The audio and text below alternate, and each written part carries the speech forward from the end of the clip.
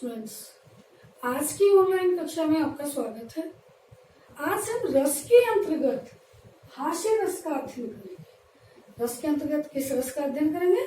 हास्य रस का अध्ययन करेंगे। हास्य शब्द का अर्थ है हंसी आना। जब काव्य को पढ़कर सुनकर हंसी का भाव मन में उत्पन्न हो तो उसे हास्य कहते हैं। हास्य शब्द का अर्थ है हंसी आना। किसी भी रस को जानने के लिए उसके रस के अंगों का ज्ञान होना आवश्यक है। रस के 4 अवयव या अंग होते हैं: स्थायी भाव, विभाव, अनुभाव और संचारी भाव। इन चारों का विस्तार से अध्ययन हम पूर्व के वीडियो में कर चुके हैं। हास्य रस को अच्छे से जानने के लिए इसके अंगों का एक बार पुनः अध्ययन करते हैं संक्षेप में। स्थायी भाव, जो मानव मन में, स्थायी शब्द का अर्थ होता है हमेशा रहने वाले। जो मानव मन में जो भाव जन्म से लेकर मृत्यु पर्यंत तक प्रत्येक मनुष्य में हमेशा रहते हैं और जैसे वातावरण परिस्थिति में वह गुजरता है, उसमें जाता है, वैसा ही भाव उसके अंदर उत्पन्न हो जाता है। जैसे क्रोध, भय, प्रेम, खुशी, प्रसन्नता, हास, ये सारे भाव प्रत्येक मनुष्य में है। जैसी अवस्था में परिस्थिति में वे जाते हैं वैसे भाव उनके अंदर उत्पन्न हो जाता है, तो इसे स्थायी भाव कहते हैं। प्रत्येक रस का एक निश्चित स्थायी भाव है। प्राचीन विद्वानों के अनुसार रसों की संख्या 9 मानी गई, तो स्थायी भाव भी 9 हुए, और वर्तमान विद्वानों के अनुसार रसों की संख्या 11 हो गई, अतः उनके स्थायी भाव भी इस प्रकार से 11 हुए। लेकिन कुछ विद्वान स्थायी रति को ही इसका उपभेद मानते हैं। वात्सल्य रस का जो स्थायी भाव होता है और भक्ति रस का, उसमें देव विषयक रति होती है और उसमें संतान विषयक रति अर्थात प्रेम। तो इस प्रकार, और दूसरा इसका रस का अंग है विभाव। वे कारण जो स्थायी भावों को उत्पन्न करते हैं और तीव्र करते हैं, उद्दीप्त करते हैं, तेज करते हैं, उसे हम विभाव कहते हैं। अर्थात या जिस व्यक्ति या वस्तु को देख करके मनुष्य के मन में, या परिस्थिति को देख करके मनुष्य के मन में स्थायी भाव जागृत होता है, कोई भी क्रोध, भय, घृणा आदि का, उसे हम क्या कहते हैं? विभाव कहते हैं। इसके भी 2 भेद होते हैं, आलम्बन और उद्दीपन। वह व्यक्ति या वस्तु या घटना, परिस्थिति जिसके कारण स्थायी भाव जागृत होता है उसे हम विषयालंबन कहते हैं, और आशयालंबन जिस मनुष्य के अंदर स्थायी भाव जागृत होता है उसे हम आश्रय आलंबन कहते हैं। उद्दीपन, जो विषय आलंबन की क्रियाएं होती हैं, जिसे देखकर स्थायी भाव जागृत हुआ, उत्पन्न हुआ, उसकी जो क्रियाएं होंगी, उसकी जो चेष्टाएं होंगी, वे सभी क्या कहलाती हैं? वे सभी उद्दीपन कहलाते हैं। तीसरा अवयव है, तीसरा अंग है इसका अनुभाव। आश्रय के अंदर जो स्थायी भाव के जागृत होने के बाद जो प्रतिक्रिया होती है, या आश्रय जो क्रिया करता है, उसे अनुभाव कहते हैं। संचारी भाव, ये मनुष्य के मन में अस्थिर मनोभाव को संचारी भाव कहते हैं। इनकी संख्या 33 होती है। ये पानी के बुलबुलों की तरह होते हैं। स्थायी भाव के जागृत होने पर स्वतः ही जागृत हो जाते हैं। ये आते रहते हैं, समाप्त होते रहते हैं, अर्थात रस को चरम सीमा तक, मनुष्य के भाव को उसकी चरम सीमा का अनुभव करा करके लुप्त हो जाते हैं। तो ये संचारी भाव या व्यभिचारी भाव। तो आइए, हास्य रस का स्थायी भाव है हास। इसका विभाव में विषयालंबन क्या है?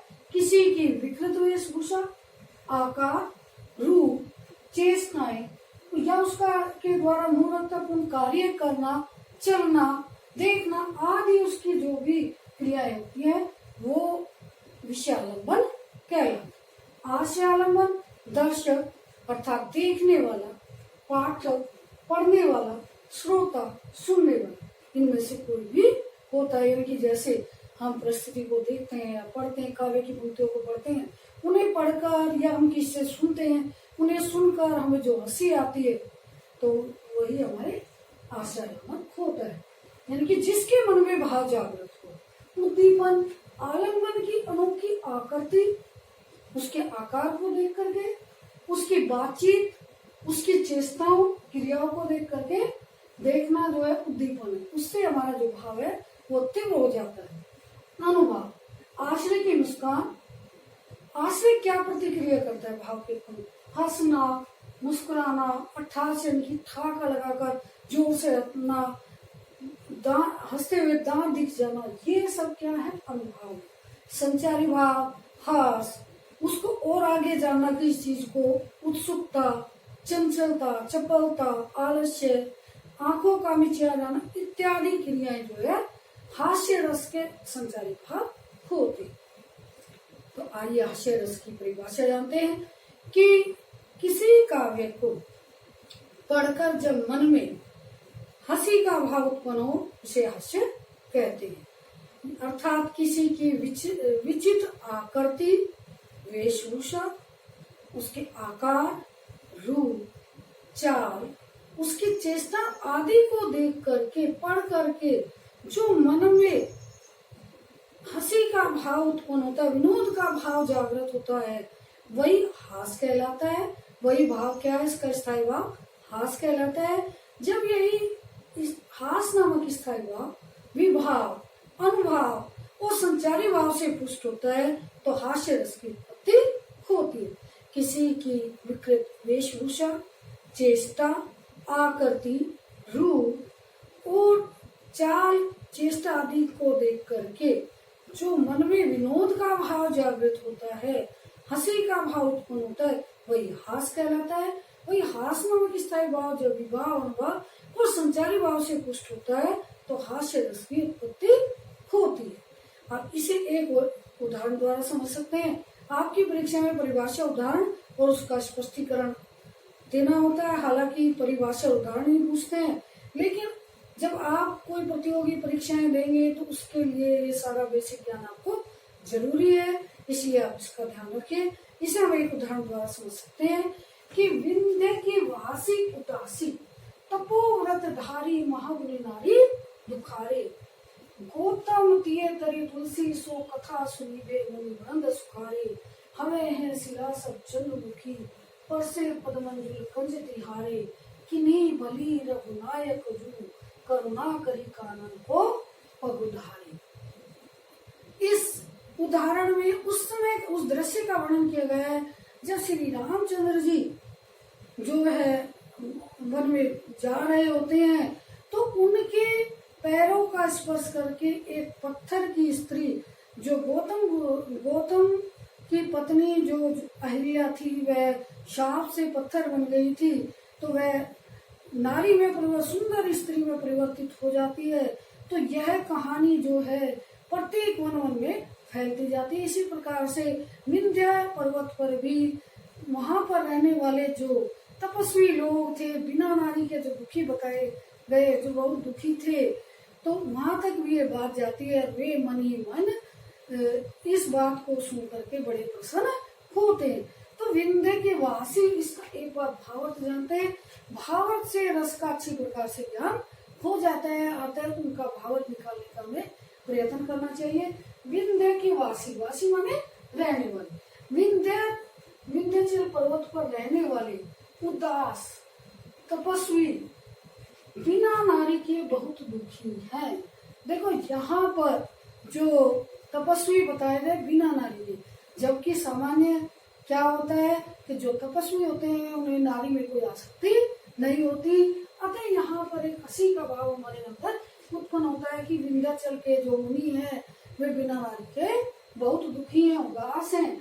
और गौतम जी, तुलसीदास जी कहते हैं कि गौतम की पत्नी का राम के द्वारा के चरणों के स्पर्श होने से उसका एक सुंदर स्त्री में उसका परिवर्तित हो जाना, उसका उद्धार हो जाने की कथा सुन करके वहां के लोग कथा सुनी वे मुनि वृंद सुखारे, कि वहां के मुनियों की कथा सुन करके मुनि लोग जो है बड़े सुख का अनुभव कर रहे हैं, बड़े खुश हो रहे हैं।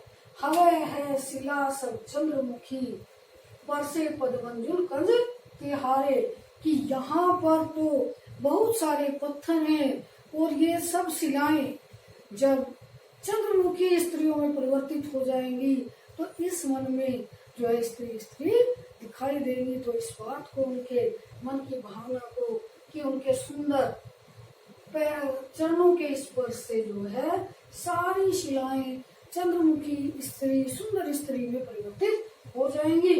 और भली करी कि नहीं भली करी रघुनायक जो करुणा करी कानन को पगधारे। किसी श्री रामचंद्र जी ने ये बड़ा ही अच्छा किया कि जो हम तपस्वियों पर करुणा करके दया करके मन में अपने चरण रखे, मन में वे आए जिस कारण से अब सबका उद्धार हो जाएगा। तो यहाँ पर जो पहली पंक्ति है इसमें तपोव्रतधारी बिना नारी के दुखी, तो यहाँ पर इस काव्य पंक्ति को पढ़कर सबके मन में खुशी का भाव उत्पन्न होता है, हंसी उत्पन्न होती है। अतः यहाँ पर हास्य रस है, इसका स्थायी आभास है, इसका विभाव में विषयालंबन विद्या के उदासी तपस्वी आशय आलम्बन पाठक है। और जो विद्या के तपस्वियों के लिए राम उनके लिए आलम्बन है, गौतम की स्त्री का उद्दीपन है, मुनियों की कथा आदि सुनना, पाठकों का हंसना आदि यहाँ पर अनुभाव है। हास चंचलता चपलता उत्सुकता आदि इसके संचार। इसका एक और अन्य उदाहरण देखते हैं, इसे एक और अन्य उदाहरण के द्वारा समझ सकते हैं। यह उदाहरण है नाना वाहन नाना वेश, नाना वाहन नाना वेश विहसे शिव समाज ने देखा, को मुखे हीन विपल मुख काहू, बिन पद कर को पद भाव। यह एक बड़ा आसान सा इसका उदाहरण है। जब ये शिव विवाह के समय की बड़ी हास्यास्पद पंक्तियां हैं, तो इसमें नाना वाहन नाना वेश की जो शिव बारात में जो उनका समाज के भूत प्रेत आदि सभी आए हैं, वे सभी नाना वाहन अलग अलग प्रकार के अलग अलग वाहन से अलग अलग प्रकार के वाहन से भिन्न भिन्न प्रकार की वेशभूषाओं को धारण किए हुए आए थे। जब शिव स्वयं अपने समाज की ओर देखते हैं तो वे उनको स्वयं भी हंसी आ जाती है। को मुखीन, कोई बिना मुख वाला था, विपुल मुख का हो, और किसी को विपुल माने असंख्य असंख्य मुख थे, बिन पद कर, कोई बिना हाथ पैरों के और कोई असंख्य हाथों वाला था। इस प्रकार से उनके विवाह में सम्मिलित हुए सभी जो है अलग अलग वाहन से विचित्र वेशभूषा में और विचित्र प्रकार की आकृति वाले, कि किसी के मुख ही नहीं है, किसी के अनेक मुख है, इस प्रकार से सभी आए थे। तो स्वयं वहां पर दर्शक भी उनको देख करके हंस रहे थे। शिव को भी स्वयं उस पर हंसी आई। तो यहाँ पर हास नामक स्थायी भाव जागृत हुआ। परिभाषा के अनुसार समझ सकते हैं कि किसी की विचित्र वेशभूषा, तो यहाँ पर सबकी अलग अलग प्रकार की वेशभूषा, कोई एक किसी के वस्त्र में आस्तीन नहीं थी, किसी के लंबे बहुत अधिक लंबे वस्त्र थे, कोई बहुत अधिक छोटे वस्त्र पहने हुए था, कोई किस प्रकार के वस्त्र पहने हुए था। तो इस प्रकार से अलग अलग वाहन पर अलग अलग तरीके के वाहन पर सब आए थे। तो बड़ा विचित्र सा दृश्य वहां पर दिखाई दे रहा था। अतः जो उसको देख रहा था उसको भी हंसी आ रही थी, शिव जी को भी के अंदर भी हंसी का भाव उत्पन्न हुआ। तो यहाँ पर जो स्थायी भाव है वो हास है, विभाव आलम्बन में विषयालंबन शिव समाज, कि शिव समाज को देखकर, शिव जी की बारात में आए सभी को देख करके हंसी का भाव उत्पन्न हुआ, दर्शकों में भी और स्वयं शिव भगवान में भी। आश्रय यानी कि जिसके अंदर हंसी का भाव उत्पन्न हुआ। उद्दीपन उनकी विचित्र वेशभूषा, उनकी क्रियाएं, उनका चलना, ये सब जो था इसके कारण जो है जो हास का भाव था वो बड़ा तीव्र अनुभाव। शिव जी का हंसना, संचारी उत्सुकता, रोमांचकता आदि। तो इस प्रकार से हमने दो उदाहरणों के द्वारा हास्य रस की परिभाषा, उसके उदाहरण को समझा। आपकी परीक्षा में हास्य रस की परिभाषा और उदाहरण पूछा जाता है, अतः उसका स्पष्टीकरण भी यदि आप दे तो और भी अच्छा रहता है। इसलिए हमें स्पष्टीकरण उसके भावार्थ को जानना आवश्यक है। तो यहाँ पर हमने इन दोनों का अध्ययन किया। आगे के वीडियो में आगे के रस का अध्ययन करें। धन्यवाद।